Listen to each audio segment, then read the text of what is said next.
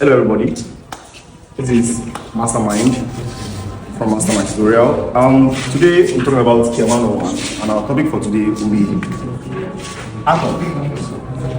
Just some little information that will interest you about atoms. An atom is the smallest particle of an element.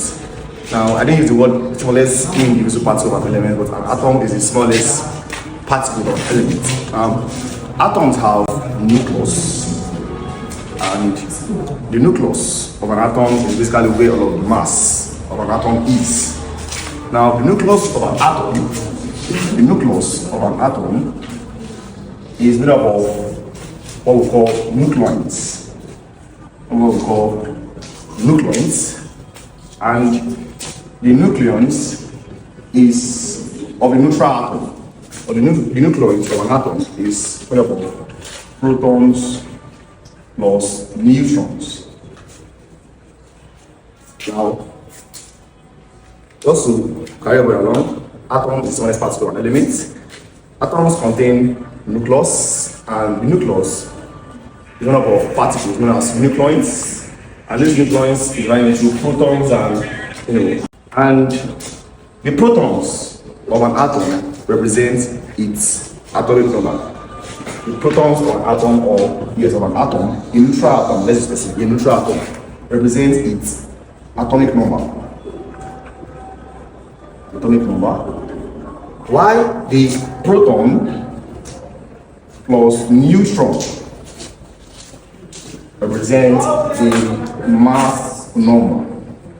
Or, I said that the mass of an atom is the nucleus.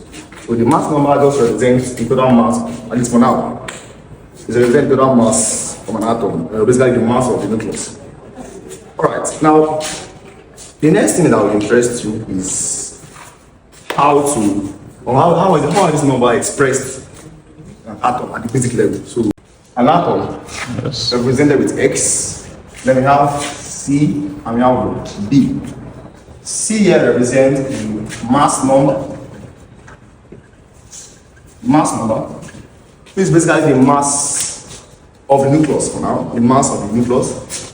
And then B represents the atomic number, or what I said, it is the proton number. That's the amount of proton present in the atom.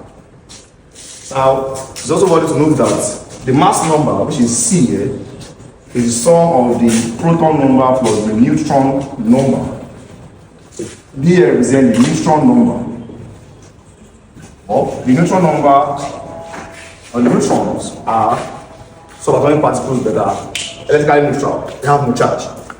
So how do you bring all of this into practice? So let's go through some examples that I'm trying to special. So let's really understand it together. So these are the questions. This is the question that we can practice together. Say determine the neutron number for the following elements. We have aluminum 1327, we have the oxygen 816, we have boron 512, and we have carbon 614. We have aluminum 1327. If you can pause the video and reverse back to that point, to that place where I wrote out the general equation for an atom, showing the mass number and the proton number. You can clearly see that if you compare it to this, 13 here of aluminum represents its atomic number. Which I called A, and 27 here represents the mass number, which I called C. So in aluminum 2713, we have the proton number to be 13 and the mass number to be 27. So recall that I said the mass number is the proton number plus the neutron number. So from our elementary mathematics, if we want to make the neutron number is solid of formula, the neutron number will be the mass number minus the proton number. So from here, we have that the neutron number, which is B, is the mass number, which is 27 minus the atomic number, which is 13, and this will give us an answer of 14 neutrons. So it means that aluminum 27 has 14 neutrons.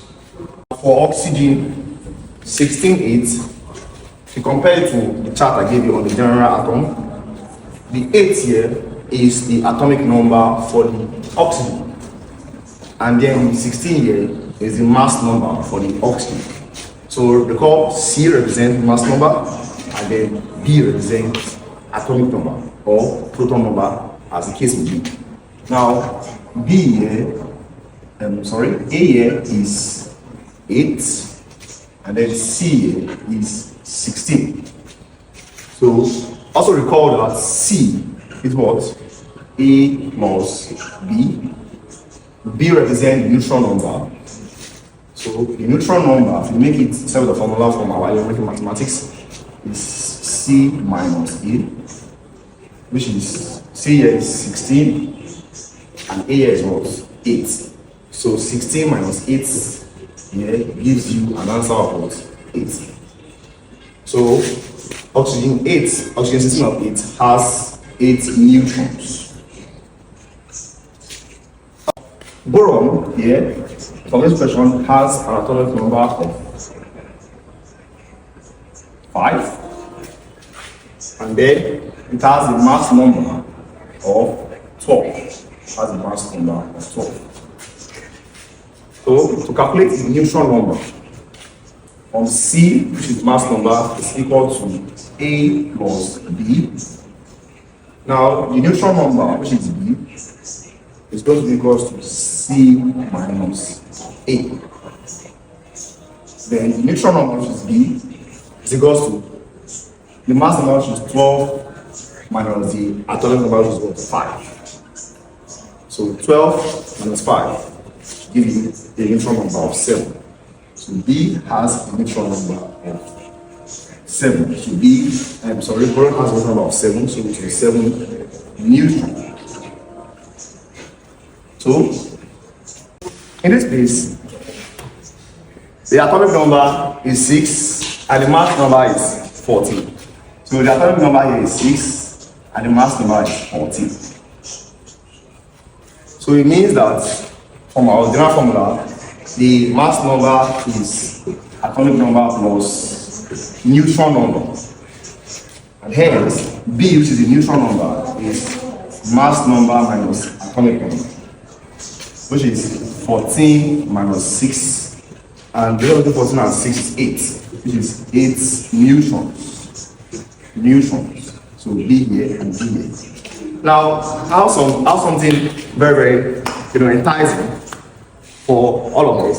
Now, I want to write some examples, and feel free to ponder about what these examples are, and also determine their neutron number.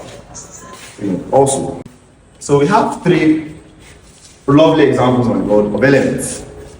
Now, the first thing I would like to ask is, what do you notice about these 3 elements? Are they the same, or are they supposed to be different? Now, what are these 3 elements called together in chemistry, and what is their neutron number expected to be? So feel free to drop your answer in the comment section, like and share. So that's our it for this video. Thank you for your time, thank you for your patience, thank you for your growth, your support in this video, and I remain Mastermind on Mastermind Tutorial.